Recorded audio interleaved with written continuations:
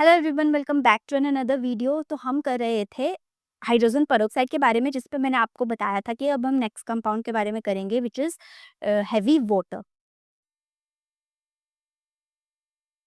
तो मैंने आपको हाइड्रोजन के बारे में बताया था। मेनली वाटर का जो हमारे पास फॉर्मूला होता है वो होता है H2O, जिसमें 2 हाइड्रोजन एक ऑक्सीजन प्रेजेंट होता है। और हाइड्रोजन के हमारे पास होते हैं 3 isotopes, protium, deuterium and tritium.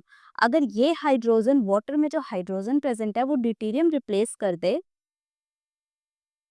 तो बन जाता है हमारे पास हैवी वाटर। ये न्यूक्लियर साइंस, रिसर्च और एनर्जी में बहुत ज्यादा यूज होता है। अब क्योंकि ड्यूटेरियम का सिंबल D होता है और इसका जो न्यूक्लियस है वो हाइड्रोजन से भारी होता है, क्योंकि इसके पास एक और एक्स्ट्रा न्यूट्रॉन प्रेजेंट होता है। अब हम देखते हैं इसकी प्रिपरेशन, जो हम मेनली सबसे पहले करते हैं। सबसे पहली आती है इलेक्ट्रोलिसिस प्रोसेस।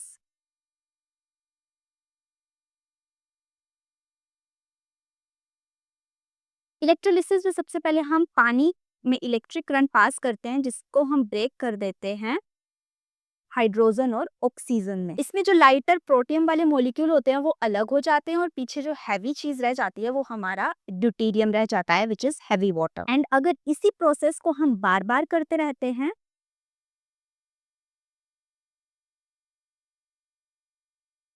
तो हमारे पास जो ड्यूटेरियम ऑक्साइड है उसका कॉन्सेंट्रेशन बढ़ता रहता है। नेक्स्ट आती है डिस्टिलेशन प्रोसेस।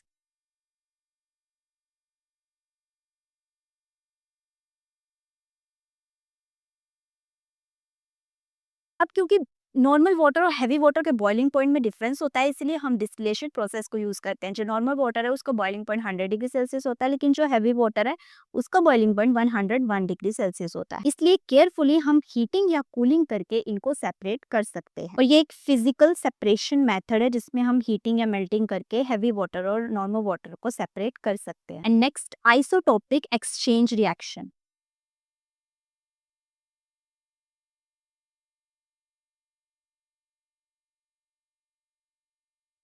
अब इस रिएक्शन में हाइड्रोजन और ड्यूटेरियम के बीच में इक्विलिब्रियम इस्टेब्लिश किया जाता है। वो कैसे, इस रिएक्शन से देखते हैं।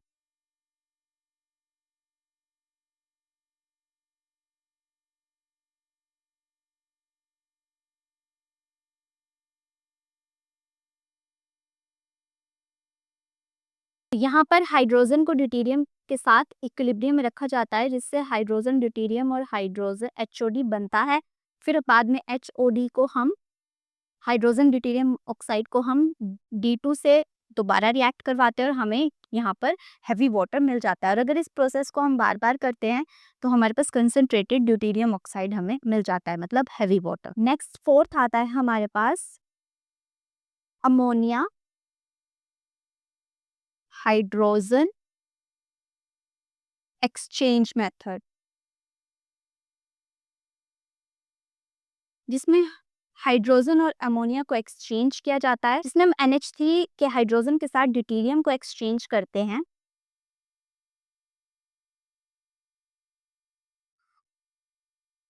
इसके थ्रू हम इस ड्यूटेरियम एटम को सेपरेट करके फिर उसको हैवी वाटर बना सकते हैं। अब हम देखते हैं इसके यूजेस।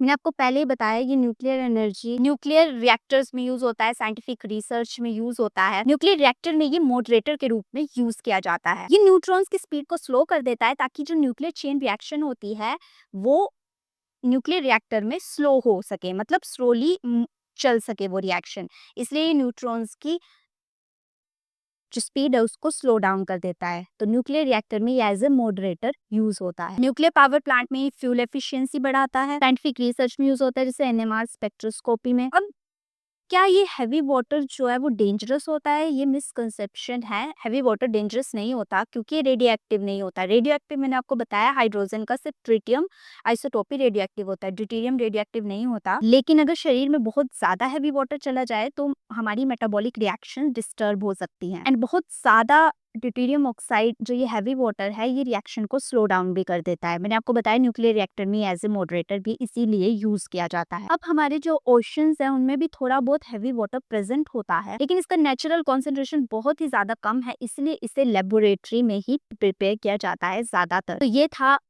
हैवी वाटर जो कि नॉर्मली वाटर की तरह ही दिखता है, जिसका कलर टेक्सचर सब वाटर की तरह होता है, लेकिन ये वाटर से थोड़ा सा ज़्यादा पावरफुल रोल प्ले करता है।